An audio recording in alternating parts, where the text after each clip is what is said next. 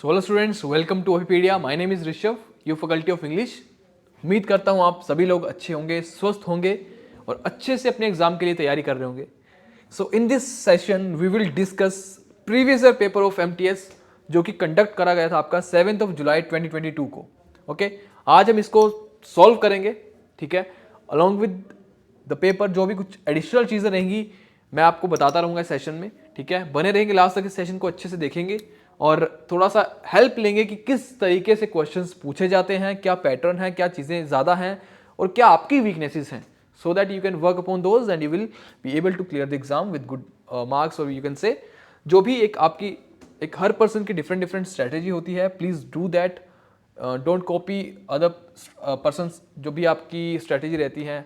You watch a lot of videos on YouTube, है ना, toppers की वीडियो देखते हो, ठीक है, देखिए, it's fine, but please try to make sure कि वो आपकी जो स्ट्रेटेजी हो वो आपके हिसाब से हो, बिकॉज वीकनेसेस हर इंसान के डिफरेंट हैं and if you will be not able to focus on your weaknesses and if will not rectify them and it will take a lot of time to clear the exam, right. तो चलिए, without any further delay let us start our today's session. But before starting the session, I would like to provide some information that is regarding your course, जिसमें कि you will get, it is a full fledged एक course रहेगा जिसमें कि you will get video lectures, test series, current affairs भी आपको मिल जाएंगे, है ना, एंड पीडीएफ्स भी आपको मिल जाएंगी। उसके लिए आपको टेंशन की ज़रूरत नहीं है and it will cost you around 2500. You can go for it, you can watch it, you can check it. Along with that थोड़ा सा आपको माइक्रो कोर्सेज के बारे में बताऊंगा but end of the session में। और if you have any doubt you can join WhatsApp group जिसमें कि you will get a chance to have resolve all your doubts through the members of ओपीपीडियाज faculty members, ठीक है। And ज़्यादा time ना लेते हुए let's come to the question number 1, जिसमें कि आपको क्या करना है। Always keep this point in your mind while you are solving some such questions जिसमें कि इंस्ट्रक्शंस दे रखी हैं। Please read those instructions very carefully so that you do not miss any kind of important piece of information जो कि आपको hamper करे आपके एग्जाम उस क्वेश्चन को ठीक करने में, ठीक है। Now the question number 1 says select the most appropriate option to substitute the underlined segment in the given sentence. If there is no need to substitute it, please go for no substitution required, right. Unfortunately there is no underlined part and let's see कहाँ पे आपका grammatical mistake हो सकता है. The playground was way large than it had imagined and in cleaning it my back began to ache. बताए, the playground was way large then, बताए किसमें इसमें एरर हो सकता है, क्या वे लार्ज देन होगा या आई हैड इमेजिन होगा। आप ऑप्शंस की हेल्प लेंगे, larger than had I had या फिर largest to what I have या फिर लार्ज देन आई हैव, तो ये भी गलत हो जाएगा। लार्ज देन, इस देन का मतलब देखो ना, इस देन का मतलब होता है तब, इस देन का मतलब होता है तब, और ये वाले इसको बोलते हैं then. Now this then is used when we are comparing two things, right, तब हम देन का यूज करते हैं। अदरवाइज ये वाला देन यहाँ पे कोई सेंस नहीं देगा, इसीलिए हम यहाँ पे जिस भी ऑप्शन में ये वाला THEN वाला देन है, will remove it, will eliminate such options. ये वैसे ही गलत हो जाएगा। The right answer would be option number 1, larger than I had, larger than I had. Okay, so this is your right answer. Next question देखते हैं, question number 2, select the most appropriate meaning of the given idiom to foot the bill, to reveal a secret, to be friendly, to hold grudges, to make payment. To foot the bill, क्या इसका meaning होगा to foot the bill का, बताए, सीधा सीधा answer होगा इसका, to reveal a secret, to be friendly, to hold grudges या फिर to make payment. So the right answer would be, सीधा दिख रहा है बिल की बात हो रही है, ठीक है, टू मेक पेमेंट इसका राइट आंसर हो जाएगा। ओके, क्वेश्चन नंबर 3 देखिए, select the option that will improve the bold part. Shall you pass me that pasta bowl, shall you pass me that pasta bowl, क्या होगा इसका? Shall you pass, can you pass, could passing you, no improvement required. बताओ।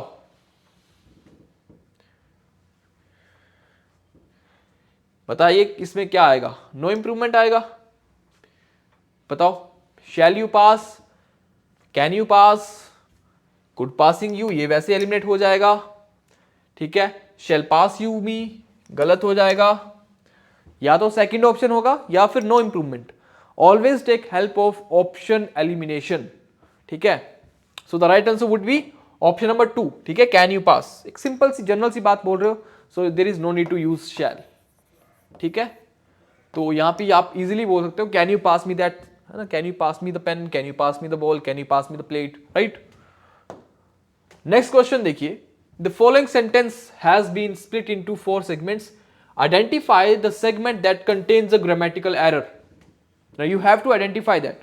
You do not need to correct that, but you must know कि वहां पे क्या error होगा और कैसे उसको रेक्टिफाई करेंगे। Whether जब भी आप प्रैक्टिस करोगे तो प्रैक्टिस आप इसी तरीके से करोगे सो दैट आप उस चीज को ग्रामेटिकली करेक्ट कर पाओ, रादर देन कि आप सिर्फ सिंपली उसका वहां पे कोई ग्रामेटिकल एरर ढूंढो कि हाँ इस पार्ट में एरर है, but exactly you should know what is the error, right. Simple शब्दों में the sentence is he had begun to dig diligent along the low tide line and had captured 2 claims। बताओ, he had begun to dig। यहां तक तो मुझे कोई दिक्कत नहीं लग रही। he के साथ had आ गया, begun आ गया वर्ब की थर्ड फॉर्म, to dig 2 के साथ वर्ब की first form. to dig diligent along, okay, the low tide line and had captured 2 claims। Now इसमें एरर कहां पे होगा आपका? Diligent along the. ठीक है। अब यहां पे जो एरर हो सकता है that is in part B. If I think like a student, एक एस्पिरेंट की तरह सोचूं मैं, सो मुझे यहां पे सेकंड पार्ट में एरर लग रहा है। ठीक है। ओके, बट क्या एरर होगा एग्जैक्टली वो बताइए कि डिलीजेंट अलोंग द में अगर एरर है तो, एक मिनट, सेकंड में, ओके, यहां देखो जरा। He had begun to dig diligent, just a moment, he had begun to dig diligent along the low tide line and, अब यहां पे देखो एंड उसने अगेन से यूज कर लिया एंड हैड कैप्चर्ड 2 क्लेम्स। ठीक है। तो यहां पे गड़बड़ हो जाएगी बिकॉज यहां पे दोनों सेंटेंस उसने पास्ट परफेक्ट में डाल दिए जो कि नहीं होने चाहिए थे। तो यहां पे हैड नहीं आएगा, सिंपली हैड हटा देंगे and captured 2 claims, simple past में आ जाएगा। ठीक है ना। ओके, क्योंकि हमने एक चीज पढ़ी है जहां पे भी 2 एक्शंस की बात होगी, if there are 2 actions in a sentence, okay, तो जो आपका फर्स्ट एक्शन होगा, दैट वुड कम इन किस में आएगा? वो आएगा पास्ट परफेक्ट में, वो हमेशा आपका पास्ट परफेक्ट में आएगा। और जो आपका सेकंड एक्शन होगा वो आएगा आपका सिंपल पास्ट में, राइट। समझ आई बात?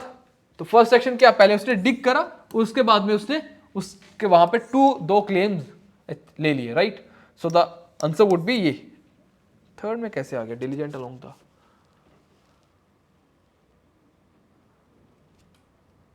ओके, जस्ट अ मोमेंट, थोड़ी सी ना मुझे ही कंफ्यूजन होगी इसमें।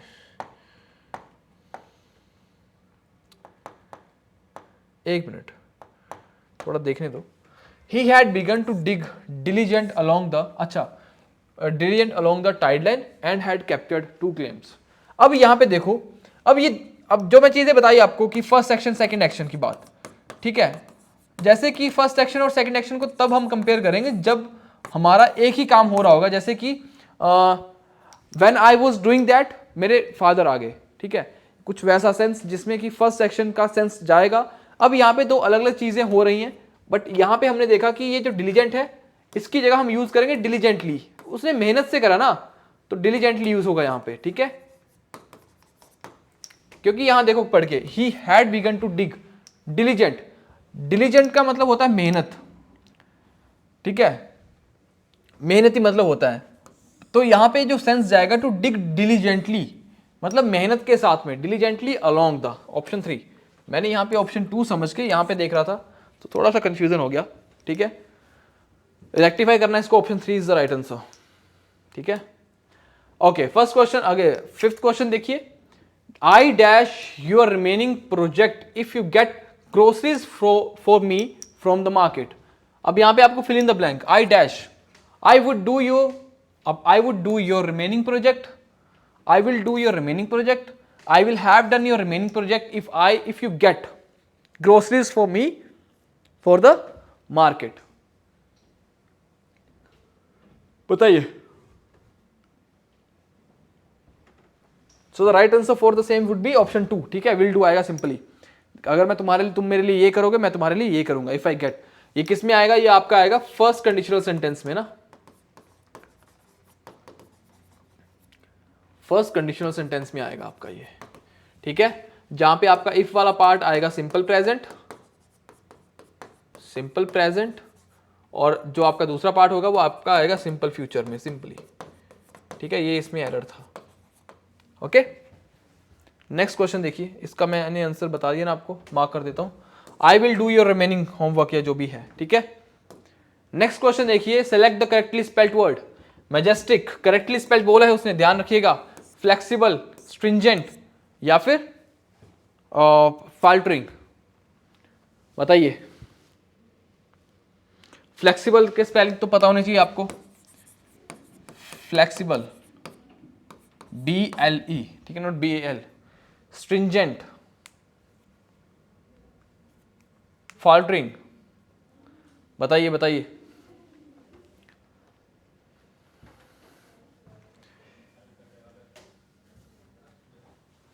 बताइए इसका आंसर क्या होगा। Majestic is the right answer, ठीक है। क्या इसमें क्या गलती हो रही है, 1 मिनट रुको जरा। करेक्टली, ठीक है, stringent is the right answer होगा इसका, ठीक है। स्ट्रिंजेंट, ठीक है। फाल्टरिंग, इसके स्पेलिंग बताइए, फाल्टरिंग के स्पेलिंग क्या होंगे। और मैजेस्टिक, मैजेस्टिक में क्या गलती है बताइए जरा।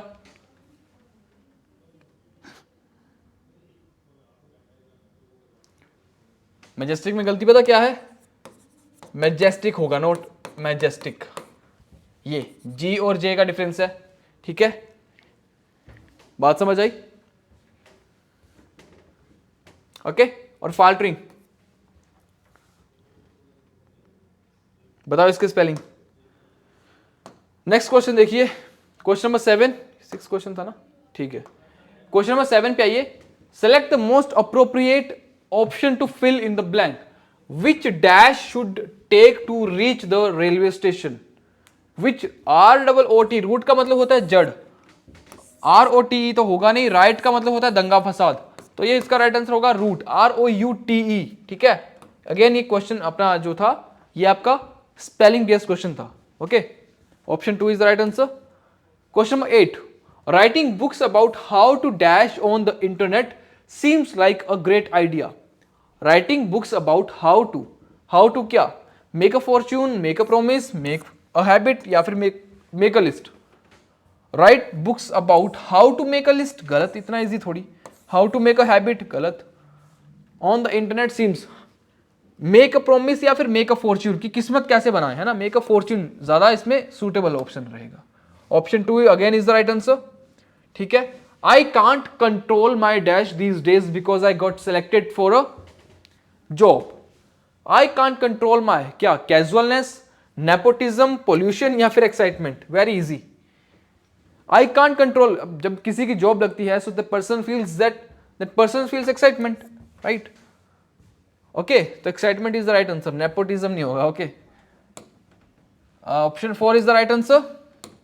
नेक्स्ट क्वेश्चन देखिए, the Lebanese army raided the boat and dash dozens of water bottles, tuna cans, loaves of bread, boxes of pecan, ठीक है, boxes of पाइकन चीज एंड लाइफ जैकेट्स। क्या क्या उनको मिला वहां पे, the Lebanese army raided the boat and क्या करा, डिस्कवर करा, लर्न करा, क्रिएटेड करा या इन्वेंटेड करा? बताओ। क्रिएट तो करा नहीं उन्होंने क्योंकि वहां पे ऑलरेडी वो चीज पड़ी हुई थी, ठीक है। इन्वेंट भी नहीं करा उन्होंने, लर्न भी नहीं करा, उन्होंने डिस्कवर करा। दे डिस्कवर्ड, ठीक है, dozens of water bottles, tuna cans, leaves of bread, boxes of pican cheese and life jackets, right? Option 1 is the right answer. Question number 11 देखिए, select the most appropriate meaning of the underlined idiom. अब now you are asked, आपको इस idiom का meaning बताना है, okay? My elder brother is so innocent that winning an argument against, इसमें ना थोड़ा सा मिस्टेक ये है कि अंडरलाइन नहीं है part. My elder brother is so innocent that winning an argument against him is like shooting, ये यहां पे आएगा, ये मैं कर देता हूं अंडरलाइन, ये shooting fish in a barrel. Now what is the meaning of this word, idiom shooting fish in a barrel?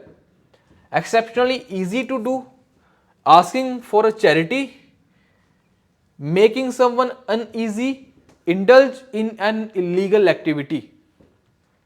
My elder brother is so innocent that winning an argument against him is like, अब मेरा brother इतना innocent है कि उसके against अगर मुझे argument जीतना होगा तो it's very easy for me, right? It's exceptionally easy to do. Option 2 is the right answer, ठीक है। नेक्स्ट क्वेश्चन देखिए, question number 12। Now you are asked that what is the synonym of the given word, that is secret. क्या इसका मतलब होगा? कंसेक्रेटेड, submissive, passionate या फिर adamant? Secret का मतलब होता है पवित्र, सबमिसिव का मतलब होता है जिसको दबाया जा सके है, ठीक है। Passionate who is very keen to learn the things. Adamant होता है जो जिद्दी होता है, अडियल होता है, ठीक है। अडामेंट बहुत से वर्ड्स हैं इसके लिए, तो अडामेंट होता है स्टबन, ठीक है। ऑब्स्टिनेट, टिन की तरह मजबूत, ठीक है। ऑब्ड्यूरेट, ड्यूरेबल, और इसका ड्यूरेबल हो जाएगा पिग हेडेड भी लिख सकते हो, ठीक है। पिग हेडेड हो गया, म्यूलिश हो गया, ठीक है। स्ट्रिंजेंट भी बोल सकते हो, राइट। ये सारे सारे किसके सिनोनिम्स होंगे? अडामेंट। बट आपसे पूछा गया है सेक्रेट, तो इसके लिए होगा consecrated. Okay, option 1 is the right answer. Next देखिए, select the option that can be used as one word substitute for the given word, given group of words. The study of different skin diseases, neurology बोलेंगे, dermatology बोलेंगे, psychology बोलेंगे, radiology बोलेंगे। It's also very easy. बताइए क्या होगा इसका?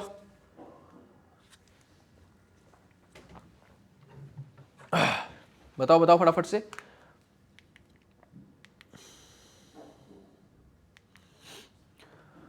The study of different skin diseases, neurology, dermatology, psychology या फिर radiology. The right answer would be dermatology, easy one.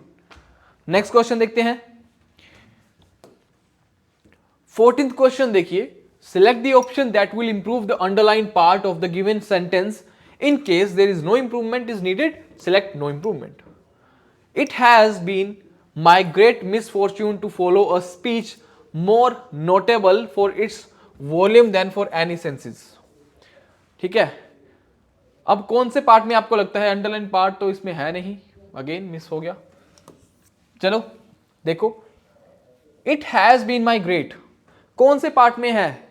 To follow a speech much notably, ठीक है, या फिर टू हैव बीन बीइंग, ये वाले पार्ट में, ये इस वाले पार्ट में, इस वाले पार्ट में आपको बताना है। इसको मैं अंडरलाइन कर देता हूं, जस्ट अ मोमेंट। ये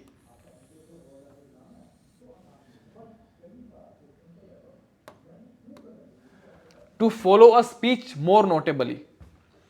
Okay, it has been my great misfortune, ठीक है, to follow a speech more notably for its volume than for any senses. Following a speech more notably होगा, या फिर to follow a speech much notably, या फिर to have being following a speech more notably. So the right answer would be, बताइए क्या हो सकता है इसका? ऑप्शन नंबर 1, ठीक है, जो ज्यादा सेंस बना रहा है that is option number 1। Okay, देखो, following a speech more most notably.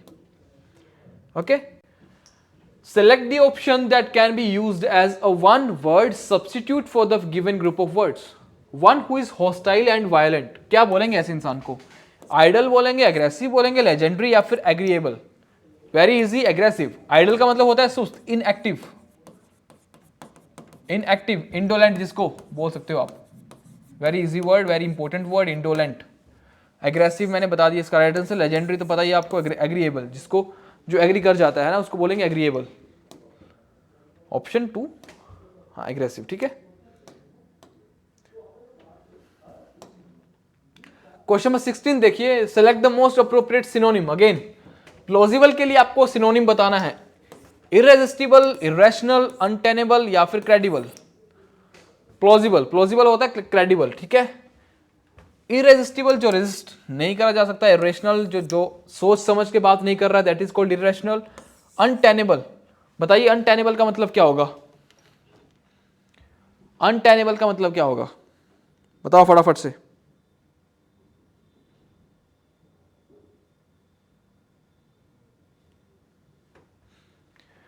जिसको या तो मेंटेन ना करा जा सके, ठीक है, या डिफेंड ना करा जा सके, that can't be maintained. That can't be maintained, ये लिख दिया. ठीक है. That can't be maintained, right. या फिर जिसको संभाला ना जा सके, जिसको डिफेंड ना किया जा सके, उसको बोलते हैं अनटेनेबल. क्लियर. क्रेडिबल इसका राइट आंसर हो जाएगा option number 4. Question number 17. Select the correctly spelled word. Exploitation, conversation, ठीक है, या फिर रेवेन्यू या फिर पैशन. तो पैशन के स्पेलिंग तो होते हैं आपके PASSION. ठीक है. रेवेन्यू के स्पेलिंग क्या होंगे?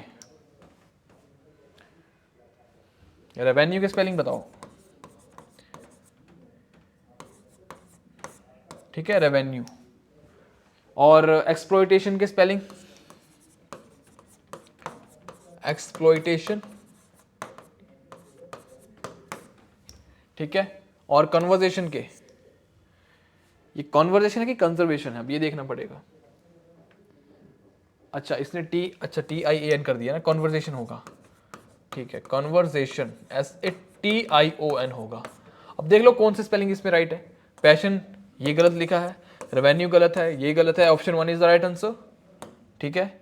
नेक्स्ट क्वेश्चन देखिए. Select the most appropriate antonym of the given word. अब इसका आपको एंटोनिम बताना है. दैट्स व्हाई मैं हमेशा बोलता हूं always read the instructions carefully. Hilarious.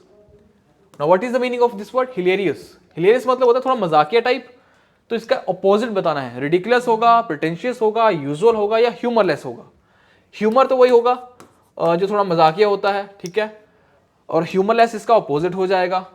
Usual तो नॉर्मल, प्रिटेंशियस मतलब जो दिखावा करता है, रिडिकुलस मतलब एकदम भयानक जैसा. So the right answer would be humourless. अगर ह्यूमर का मतलब हो गया आपका मजाक, तो ह्यूमरलेस का मतलब क्या हो जाएगा? मजाक, बिना मजाक वाला है ना, serious. Okay. Option number 4 is the right answer.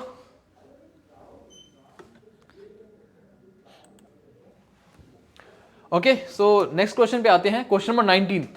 Parts of the following sentence have been given as options. One of them may contain an error. Select the part जिसमें भी error है. You have to select that part. Okay.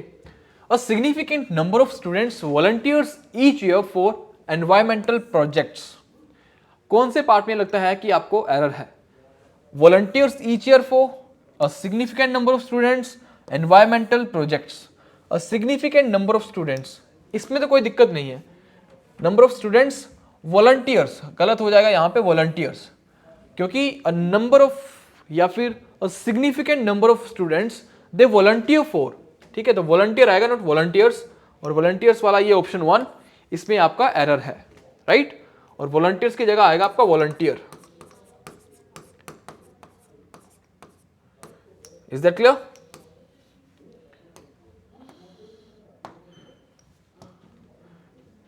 एक minute. ठीक है. Okay. पीछा इसको. ठीक है. ये कोई just leave it.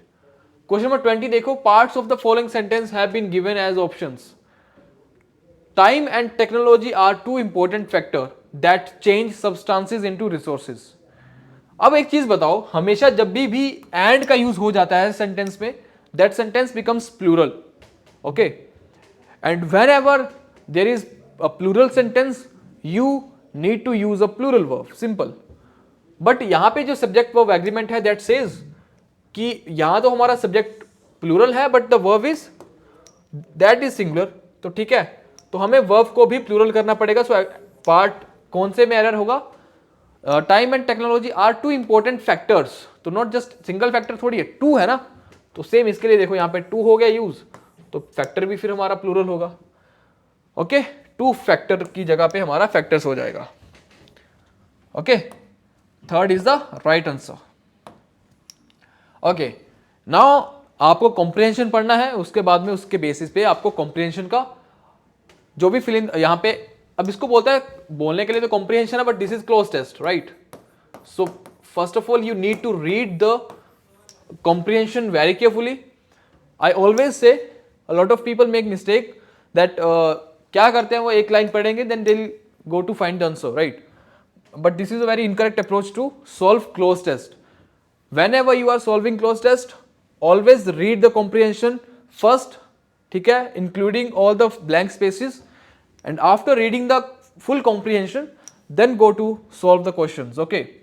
In this way, you will be able to get the idea what is the idea that the comprehension is giving, ठीक है, किस context में बात हो रही है, किस tense में बात हो रही है, you will get all the idea, and after that you can go for the options, और easily आप उनको वहाँ से जो भी फिल इन द ब्लैंक्स रहेंगे उनको आप इजीली कर पाओगे, okay?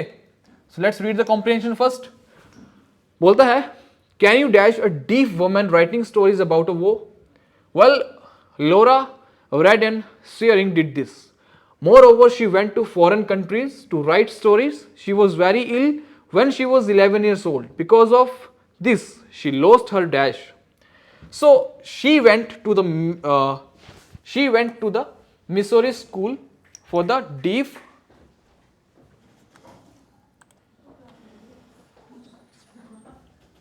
Okay, so Laura was 19 years old when she went to work for a newspaper. She wrote about people, places and art. In 1859, the most women were just wives and dash. They did not work outside the home, otherwise their husbands would be angry. Due to this feeling, Laura used a dash name when she wrote her stories. She called herself Howard Glendon. She thought that unless she used a masculine name, people would be dash, since they did not think that women should write for newspapers. Okay, let's come to the options. First question देखिए, malign, create, conjure and imagine. So what do you think, what can be the right answer? Again context समझते हैं फिर से. Can you dash a deaf woman writing stories about a war? अब इसको देखो, can you क्या होगा, create होगा, कंजर होगा, इमेजिन, कैन यू इमेजिन होगा इसका right answer, can you imagine, right? Can you imagine, क्या आप इमेजिन कर सकते हो कि एक डीफ वुमेन एक वॉर स्टोरीज के बारे में लिखेगी, right? Imagine is the right answer. Second is hearing, suffering, enduring या फिर inspiring. Let's see, again context को समझते हैं। बोलता है because of this she lost her dash, she went to the Missouri school for the deaf, ठीक है। She lost हर क्या, अब हो सकता है विजन हो, सफरिंग हो, हियरिंग हो। शी लॉस्ट हर, अब वो डीफ थी, हमने कॉन्टेक्स्ट को समझा, right? She lost her hearing, enduring, suffering या फिर inspiring. So the right answer would be option number 1, क्योंकि हमने जब पैराग्राफ पढ़ा so we found that she was a deaf person, है ना, she was a deaf woman. सो हमें वहां से समझ आ गया कि उसने अपनी हियरिंग लॉस करी होगी, राइट? चलिए फिर नेक्स्ट ऑप्शन देखते हैं, question next. Artist, writers, mothers या फिर teachers. Okay, so this is question number 3। Again context को समझते हैं। ओके, फिर बोलता है in 1859 most women were just wives and mothers, right? So mother is going to be the right answer. Artist तो होगा नहीं, तो ऑप्शन 3 में आ जाएगा आपका मदर्स, ओके। और ऑप्शन 2 में आपका आ जाएगा हियरिंग। Is that clear? चलिए फिर यहां पे आ जाएगा आपका ऑप्शन 3 मदर्स। फोर्थ क्वेश्चन देखिए, वुमेन्स, चिल्ड्रंस, अडल्ट या फिर मेंस, ये आपका फोर्थ ऑप्शन है। अगेन बोल रहा है due to this feeling Laura used a, किसका नाम यूज करा, हमने यहां पे देखा ना, उन्होंने बोला कि एक वुमेन के लिए बड़ा मुश्किल होता है कि वो कुछ लिखे न्यूज़पेपर में और लोग उसको पढ़े, सो दैट्स व्हाई उसने क्या यूज करा, एक मेल नेम यूज करा, ठीक है, शी यूज मैन्स नेम, ठीक है ना, मैन्स नेम यूज करा। Then she wrote her stories, she called herself Howard Glyndon, she thought that unless she used a masculine name people would be dash. Again option number 4 का हो जाएगा आपका right answer, ये तो 3 का है, option number 4 का हो जाएगा मैन्स नेम, राइट। या फिर एक अडल्ट भी बोल सकते हो आप, ठीक है, ऑप्शन के साथ में, ठीक है, इसको आप मैन बोल सकते हो, अडल्ट का नाम बोल सकते हो एक, ठीक है ना, क्योंकि वो एक 11 साल की बच्ची भी थी ना, एक ये भी, अच्छा ये भी चीज समझो, उसने बोला कि वो 11 साल की बच्ची, अब 11 साल की बच्ची की कहानी कौन पढ़ेगा, ठीक है, जो उसने लिखा है उसको कौन पढ़ेगा, so that's why she used a an adult's name, ठीक है। And the last one is infantile, versatile, hostile या फिर infertile, so the answer would be, ठीक है, ऑप्शन नंबर 2 वर्सेटाइल, ठीक है ना, ओके।